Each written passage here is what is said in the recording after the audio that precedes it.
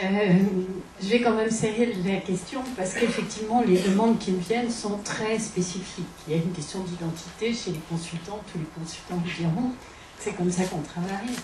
Et donc la mienne, il se trouve qu'elle est historiquement très ciblée sur les situations de santé psychique au travail, même avant que ça soit dans le code, et de plus en plus sur les situations d'entreprise où il y a eu des drames divers, parce qu'on ne va quand même pas parler que des suicides, heureusement. Même si je suis d'accord sur le fait qu'on vient à propos d'un et qu'on en trouve plein d'autres qui étaient cachés. Donc, généralement, quand j'arrive, ce qui a été décrit auparavant comme les choses à ne pas faire ont déjà été faites. C'est-à-dire que dans l'entreprise, on a déjà fait un questionnaire, fait des statistiques, fait de l'ergonomie, qui n'est pas forcément tout ça, des choses à ne pas faire dans tous les cas. Mais en tout cas, dans la situation-là, ça s'est révélé insuffisant. Donc moi, j'ai la tâche facile au sens où je peux dire, écoutez, je ne vais pas refaire ce que vous avez déjà fait, donc je vais faire autre chose.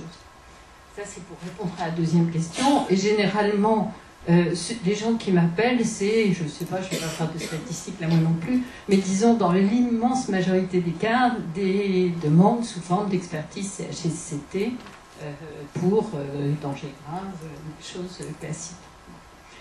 Donc après, ce qui me paraît plus intéressant, c'est donc de répondre à la deuxième question de François, comment est-ce qu'on fait pour retomber sur la question du travail ? Alors, on commence par faire un petit peu de théorie, et dans les 4 minutes, ça va tenir, je vais vous le faire quand même, en disant très simplement que si on croit, comme le croient les ergonomes autant que les psychodynamiciens, que dans le travail, il ne peut pas y avoir d'activité qui ne nécessite pas la mobilisation des gens. Autrement dit, si les salariés, quel que soit leur niveau, ne faisaient qu'appliquer les prescriptions, ne faisaient que faire ce qu'on leur demande de faire, rien ne marcherait. Ça veut donc dire que si l'entreprise dans laquelle on m'appelle fonctionne, si on produit quelque chose, ça veut dire que les gens mettent leur mobilisation en jeu. Et quand je dis mobilisation, c'est au sens où on dit habituellement, il faut y mettre du sien. Il faut y mettre du sien pour que ça marche, mais il faut y mettre du sien aussi pour que ça ne marche pas. C'est-à-dire que ce dont les gens souffrent très généralement, c'est d'avoir mis leur mobilisation, d'avoir mis leur subjectivité, d'avoir mis toute leur énergie pour faire quelque chose qu'au bout du compte, parce que c'est quelquefois pas au moment où ils le font, mais qu'au bout du compte, ils considèrent comme n'étant pas ce qu'ils auraient voulu faire. Donc, la question du bien travailler, la question de la qualité, elle n'est pas du tout que, enfin moi je ne la vois pas en tout cas, sous la forme de, il y a des gens qui veulent bien travailler, puis des gens qui veulent faire de la productivité. Ça, c'est une vision de loin.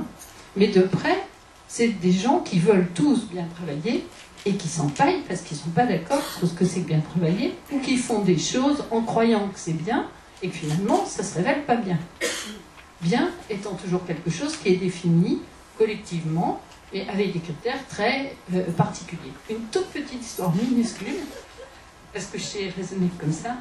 Dans une entreprise où ça n'allait pas bien, on finit par découvrir qu'il y a un gros problème d'amiante. Il y a eu un gros problème d'amiante. Et l'infirmière qui est dans le groupe avec lequel on travaille dit « Ah oui, mais maintenant c'est fini. Il n'y a plus un seul de nos gens qui est à l'amiante. » Et comme j'ai mauvais esprit, je lui réponds « Et alors c'est qui est à l'amiante ?» Ben, les sous-traitants, répond-elle spontanément. Et au moment où elle le dit, elle se rend compte de ce qu'elle dit.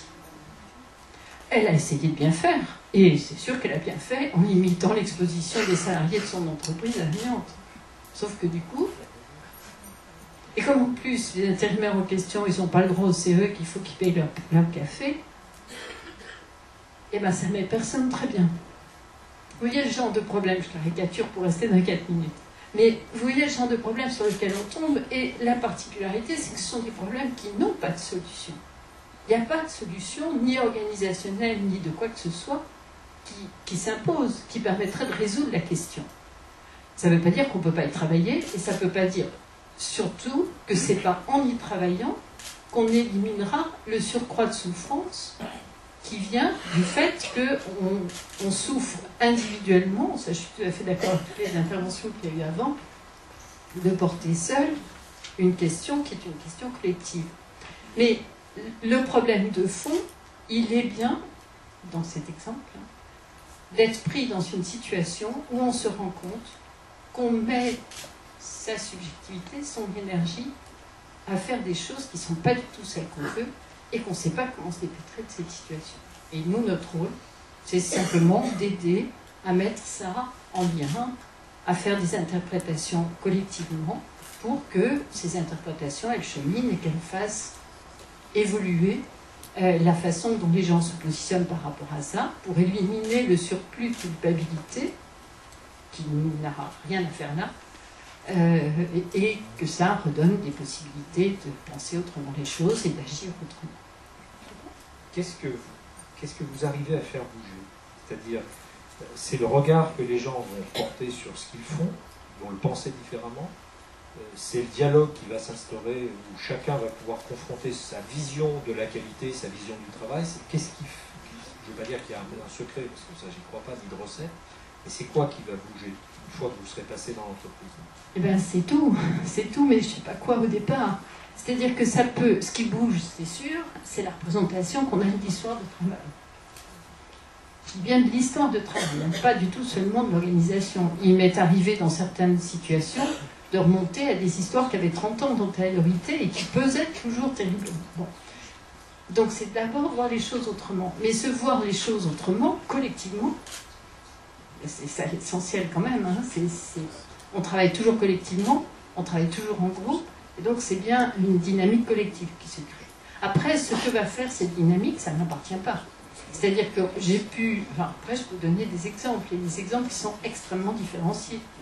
Ça peut, après la première réunion de discussion, les gens s'aperçoivent qu'ils souffrent tous de la même chose, ils échangent leur numéro de téléphone, et le lendemain, ils sont tous en chœur dans le bureau des chefs pour dire « ça suffit ». Ça débouche là sur une action collective. On peut avoir tout à fait autre chose, c'est-à-dire à la fin de notre intervention, on a l'impression qu'il ne se passe absolument rien, mais vraiment rien. Puis je rencontre le médecin du travail dans un colloque quelques années après, qui me dit « je suppose que vous leur avez fait, mais voilà, ça va ». Et puis il y a la troisième solution, où je peux en raconter les 50 000, parce que chaque histoire est complètement différente. Une dernière, là, parce qu'elle est récente, dans un hôpital, où on était tombé dans un hôpital, dans un service de long séjour d'un hôpital, donc vous voyez de quoi je veux parler si vous êtes un petit peu dans le milieu, c'est pas très gai comme situation, et les moyens sont plutôt réduits. Parce que les vieux, c'est pas la priorité. Donc les gens sont évidemment très mal de faire des choses qui ne sont pas du tout les règles déontologiques de leur métier. Et on a rendu un rapport qui évidemment n'était pas une enquête au sens où l'inspecteur du travail aurait pu la faire. C'est-à-dire que nous, on n'est qu'avec des paroles, donc il n'y a rien qui est authentifié. Les gens peuvent dire des choses telles qu'ils les ressentent, c'est pas forcément vrai. Mais dans ce qui était dit, c'était tellement terrifiant que le simple fait de voir écrit, la direction a embauché plusieurs personnes et mis en place tout un circuit du médicament pour que les salariés sachent exactement quels médicaments pouvaient être traités comment, donnés dans quelles conditions, ce qui n'était pas le cas du tout à leur issue.